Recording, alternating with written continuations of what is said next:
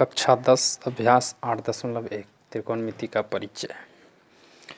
त्रिकोणमिति का परिचय पहले अभ्यास 8.1 पढ़ने से पहले इसका बेसिक चीज़ जानना बहुत ज़रूरी है। जैसे देखिए, पहले इसका एक हम चित्र बनाकर बता रहे हैं त्रिभुज का।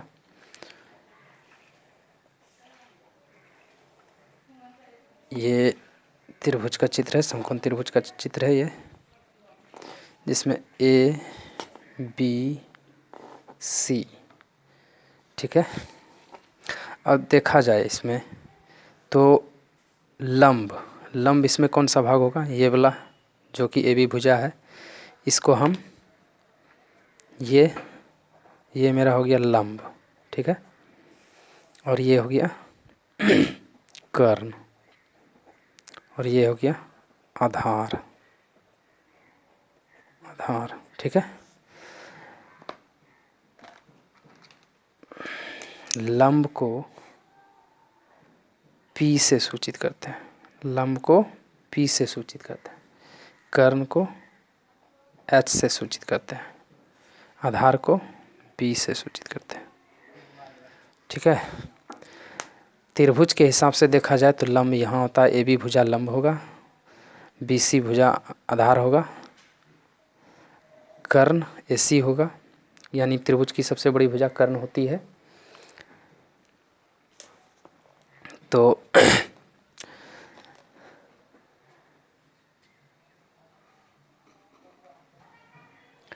ये कुछ सूत्र है, फार्मूला त्रिकोणमितीय अनुपात का। साइन थीटा बराबर P बटे H, कॉस थीटा बराबर B बटे H, टेन थीटा बराबर P बटे B, कॉट थीटा बराबर B बटे P, सेक थीटा बराबर H बटे B, कॉसेक थीटा बराबर H बटे P। ये सूत्र आपको याद रखना पड़ेगा क्योंकि ये सूत्र, ये जो फार्मूला दिया गया है ये बहुत ज़रूरी है, त्रिकोणमितीय अनुपात का है।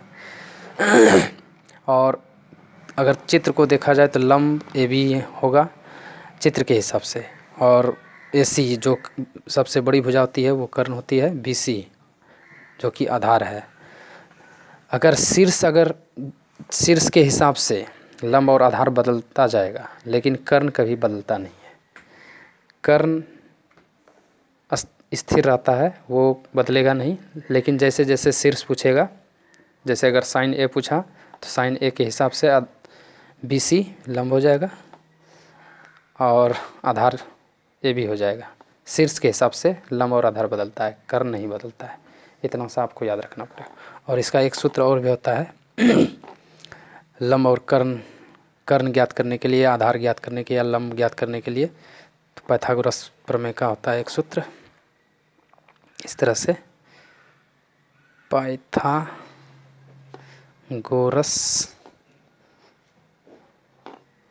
प्रमेय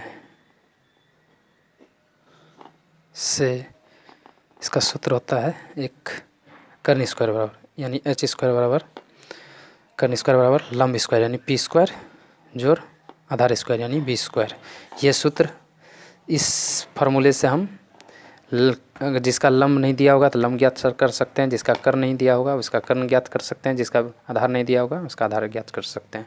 इतना सा आपको ये फार्मूला याद रखना पड़ेगा ताकि सवाल को हम हल कर सकें।